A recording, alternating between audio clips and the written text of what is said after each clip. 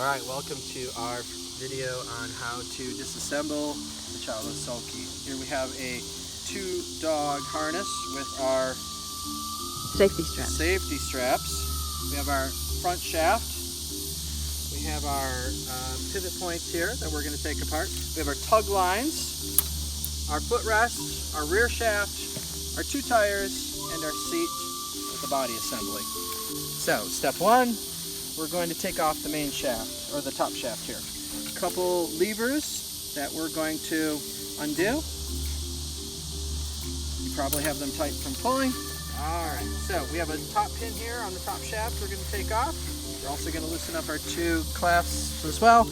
You'll notice it is a pin here, so even though there's a clasp, we need to take out the nut. And we're going to wiggle it out. Just like that. Make sure you put the nut back on so you don't lose it. I'm going to take the top shaft off. Don't mind the hound dog in the background. Piece of advice, instead of putting this in your pocket and you think you know where it is, put it right back on. Does not need to be tight, just needs to be on. Lays together. Alright, let's take and set that to the side. Second piece here, you're going to notice, looking at the bottom shaft, or the main shaft, we have the same thing. We have a clasp at the bottom, we're going to undo that. We have another pin, take off the nut, and pull out the pin. You're going to pull out the bottom shaft. Again, reminder, reattach. Save yourself the hassle of contacting Daphne. Our wheels, we're going to flip this over.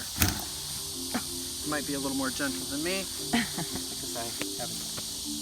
It is what it is. So, quick releases, just like your bike in college. Quick release, we're going to take them off. They're going to gently slide off, as this.